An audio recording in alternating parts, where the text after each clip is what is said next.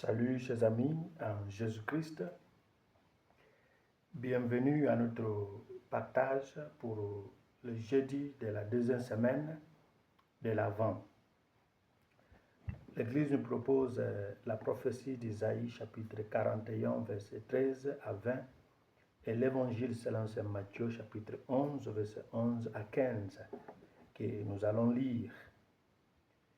En ce temps-là, Jésus déclarait aux foules: Amen, je vous le dis, parmi ceux qui sont nés d'une femme, personne ne s'est levé de plus grand que Jean le Baptiste. Et cependant, le plus petit dans le royaume des cieux est plus grand que lui. Depuis le jour de Jean le Baptiste jusqu'à présent, le royaume des cieux subit la violence, et des violents cherchent à s'en emparer. Tous les prophètes ainsi que la loi ont prophétisé jusqu'à Jean. Et si vous voulez bien comprendre, c'est lui, le prophète Élie, qui doit venir.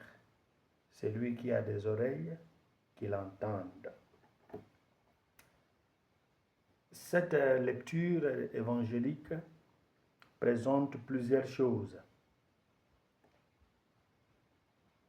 Elle présente, si vous voulez, l'humilité des gens, la kénose des gens.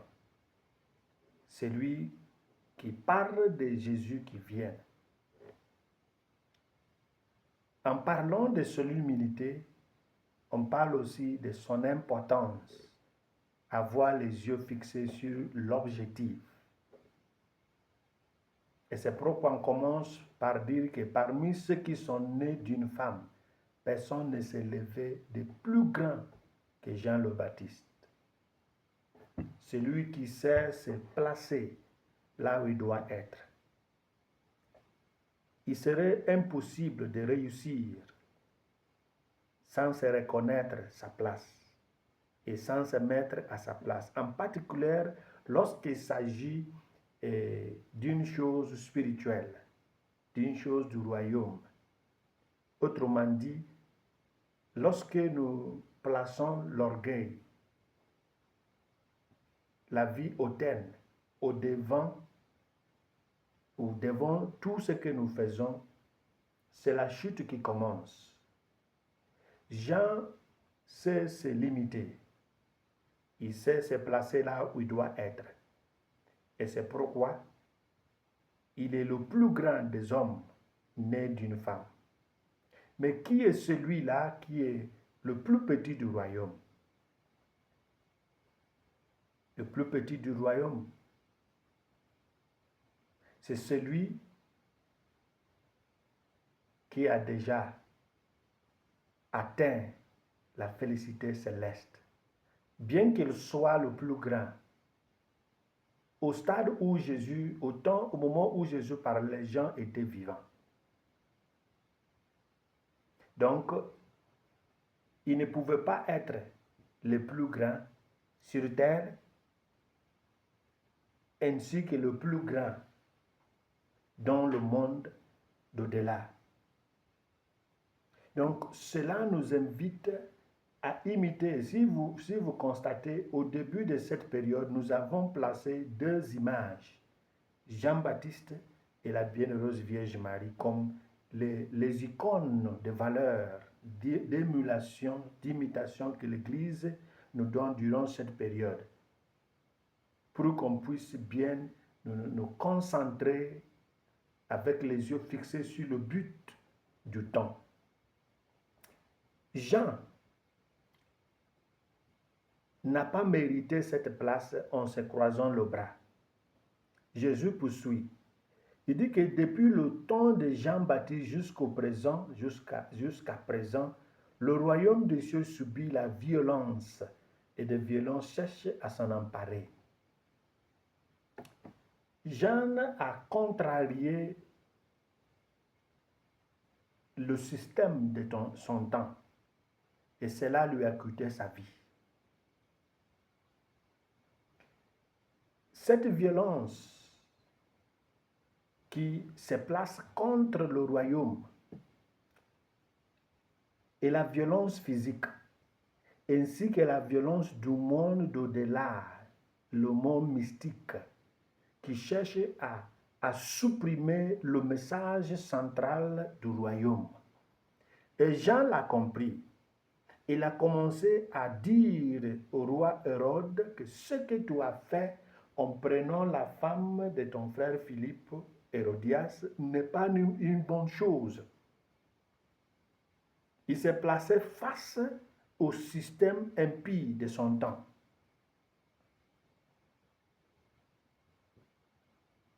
La violence exige une violence pour la contrarier. Mais finalement, cela a coûté sa vie. Jésus a fait autant et sa vie aussi était en danger. Il y a aussi la violence spirituelle. Il y a les choses que nous subissons qui ne se manifestent pas de manière physique et visible. Il y a les propagandes spirituelles. Il y a les machinations spirituelles qui exigent des yeux spirituels pour pouvoir percer. Et c'est pourquoi on nous dit que tous les prophètes ainsi que la loi ont prophétisé jusqu'à Jean. Que l'époque de la violence n'est pas l'époque de se croiser les bras. Celui qui attend que le Messie revienne en se croisant le bras sera supplié. De nos jours, nous avons des théories, des doctrines qui sont contre le message évangélique. Et c'est seulement ceux qui ont compris qu'il ne faut pas se taire là où il doit parler, on doit parler. Ce sont ceux-là qui peuvent bien agir jusqu'à arriver au terme de leur destin. Quels sont les critères, les qualités pour ce temps? C'est l'audace spirituelle. Et celui qui a cette audace spirituelle n'est pas celui qui parle, qui vocifère, mais celui qui est spirituellement éveillé, moralement vigilant. De sorte que lorsque tu parles contre les structures, contre les systèmes impies, ton état moral te donne ce qu'on appelle le backing spirituel. Jean l'avait. Et c'est pourquoi il parlait d'une manière honnête et véhémente. Alors, demandons au Christ la grâce d'essayer, en croyant qu'on peut y arriver, de nous former spirituellement à travers des moyens ascétiques, tout en comptant sur la grâce, pour pouvoir nous entourer des outils spirituels pour faire face aux structures, aux systèmes impies de notre temps. Et c'est ainsi faisant que nous pouvons prononcer, proclamer Jésus publiquement. C'est ainsi qu'on peut aussi mettre notre vie à terre pour la récupérer devant celui qui est.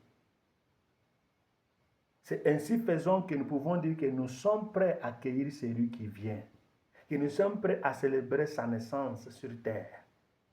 C'est la vraie préparation à Noël ou pour la fête de Noël qui nous donne cette force, parce que la lettre, la première lettre nous dit qu'il sera avec nous. Il dit, ne crains pas, moi je viens à ton aide. Il vient à l'aide de qui? C'est lui qui a mis sa confiance en celui qui vient pour sauver le monde. Demandons au Christ cette force spirituelle pour mettre notre confiance en lui, pour que sa voix devienne une voix rassurante.